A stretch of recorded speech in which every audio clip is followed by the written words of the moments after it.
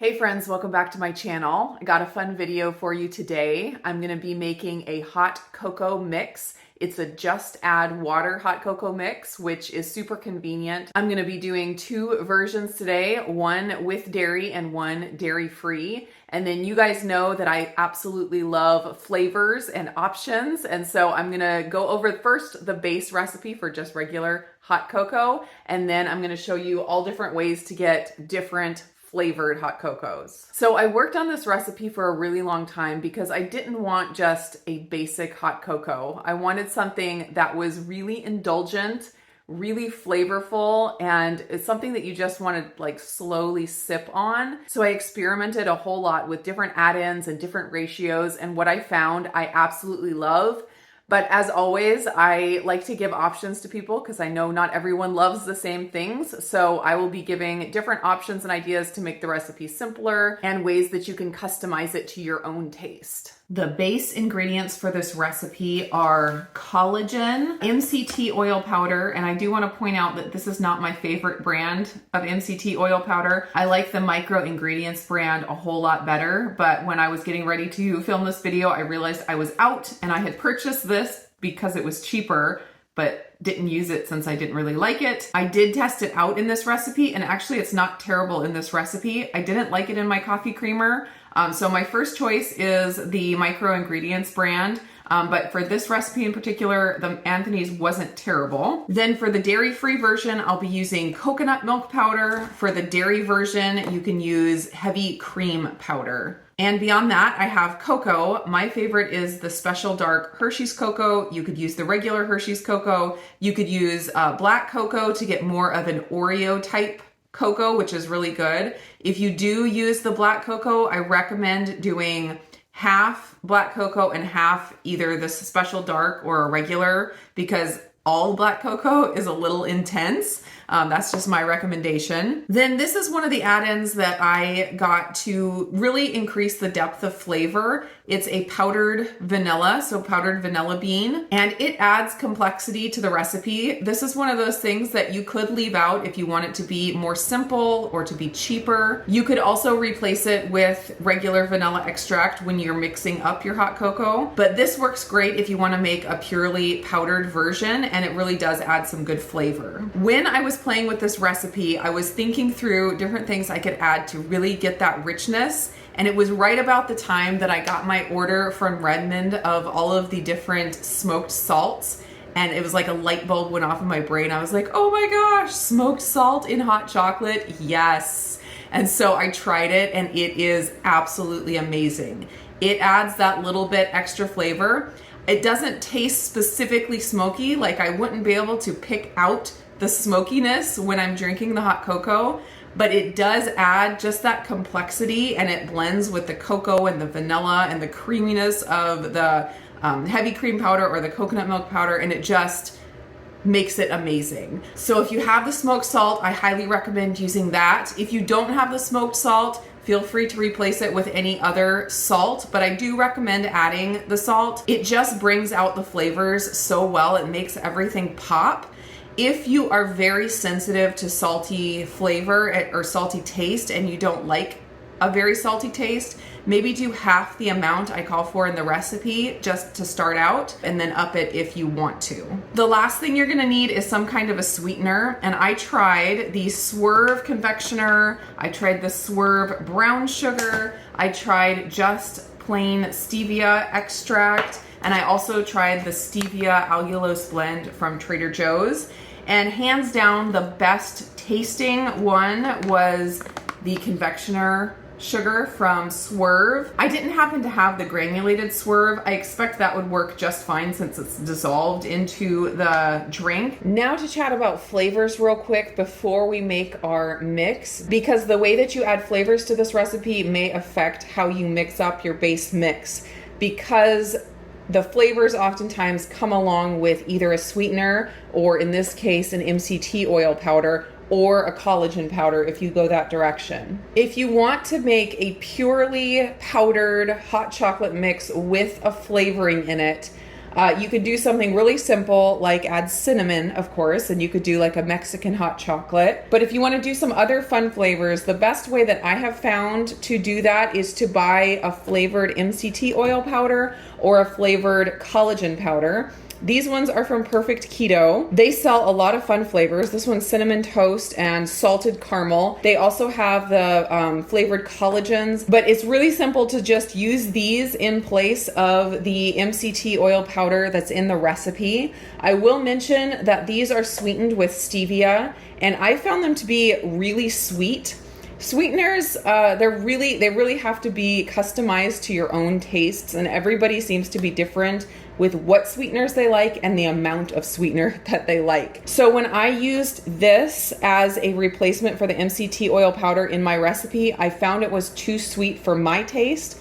But when I mixed it up with half of this MCT oil powder and half of the plain MCT oil powder, it actually turned out perfect, and the sweetener was just what I liked. And these flavors that they have are so intense that I was still able to taste the salted caramel and the cinnamon toast flavor in the hot cocoa, and it was really, really good. So MCT oil powder or collagen powder that has the flavoring added is a great choice. And it's also nice that you don't have to worry about adding a sweetener to the mix as well if you go that direction. And then we get into liquid flavors, and these are the RxSugar syrups, and they have a few more flavors than this. I think there's cinnamon, and they have a chocolate syrup, which of course you wouldn't necessarily need for hot cocoa, but these would be excellent to add when you're mixing up your hot cocoa. So you could make your base mix without any sweetener and then add in your caramel, hazelnut, or vanilla syrup and stir it in at the time that you're making it. And again, the amount of sweetener that people like in their drinks is really going to vary on depending on taste. So I recommend mixing up the base mix of the hot cocoa, adding a certain amount of the syrup. I'd probably start with maybe a tablespoon, see how that is, and adjust to your taste from there, and you can perfect it to your own taste. The other way to add flavor, of course, to your hot chocolate is with extracts, and these are just a few ideas that I had. Peppermint, which is delicious in hot cocoa. Orange, this made me think of Anita from Ketogenic Woman. She loves her chocolate orange. You could do a raspberry hot cocoa, or almond would also be very delicious. There's like so many extracts that you could purchase and really go to town playing with all the different flavors. Of course, these don't have any sweetener, so you'd want to mix up your base mix with whatever sweetener you like. And then when you're mixing up your hot cocoa, I would start with 1 drop of the extract, see how that is. When I do peppermint extract, I do about 2 to 3 drops, and that's how I like it, but definitely start small and add more if you need more. Real quick before we mix up our base mix, I want to mention I have a coupon code for 20% off of your order at Perfect Keto, and I also have a coupon code for 20% off of your order of $45 or more at RxSugar. So check the description for all those details. So the base mix I'm going to be making is going to be enough to make 8 servings of hot cocoa. The first thing I'm going to add is my collagen, and this is my favorite brand of collagen.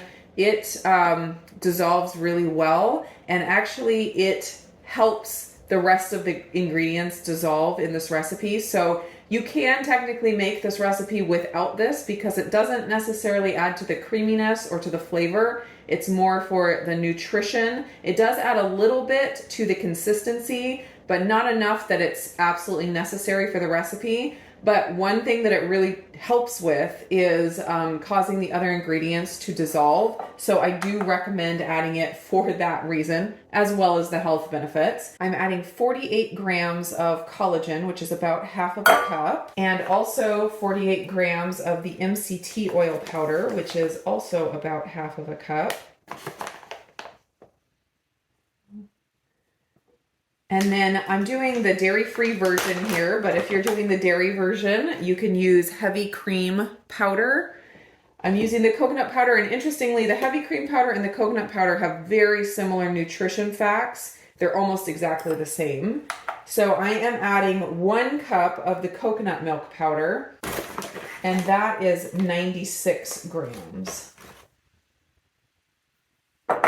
Now for the cocoa, I'm going to add 32 grams of cocoa, and that's about 6 tablespoons.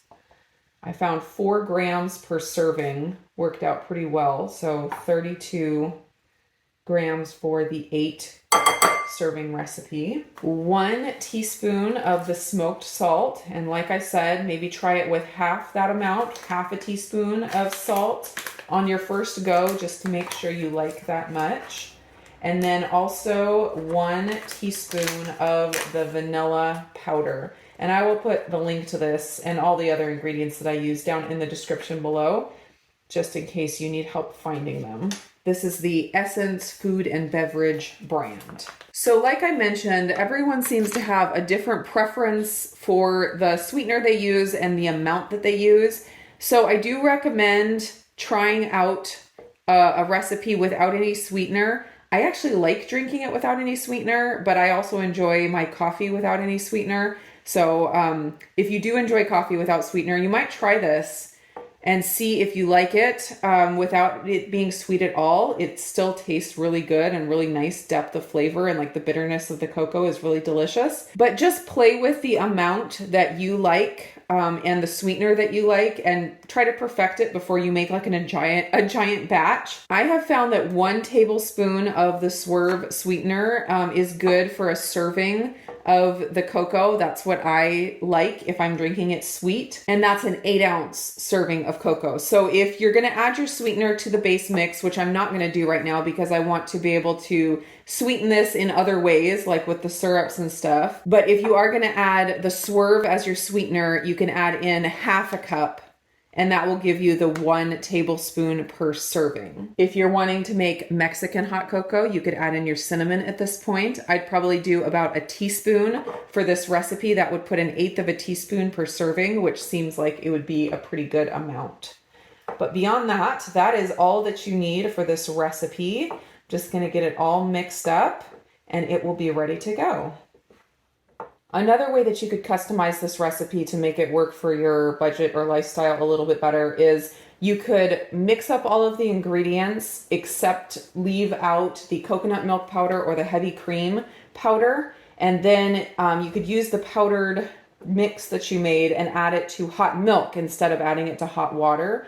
Because usually, you know, pre-made milks like almond milk or regular milk would be cheaper than buying it in the powdered version. So you just lose the convenience of being able to, you know, throw it in your purse and be able to just add it to water if you're out to hot water. But that is an option to customize the recipe. All right, I'm gonna call that good.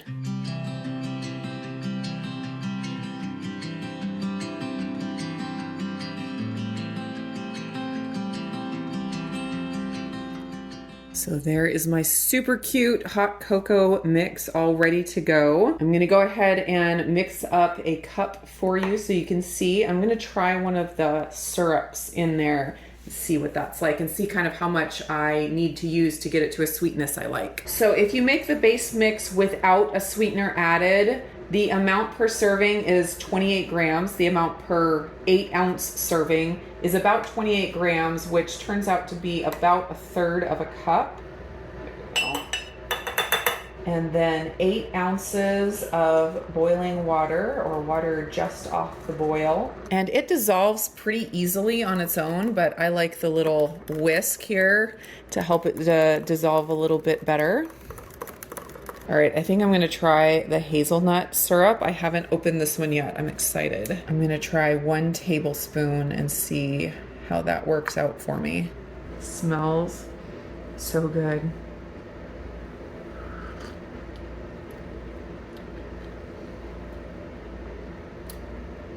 It's really tasty.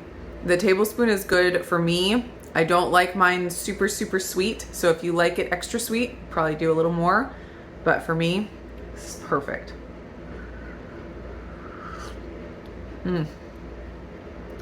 So good. And this is the dairy-free version. And I have been drinking my dairy-free creamer for a while, so I'm probably desensitized to any coconut flavor.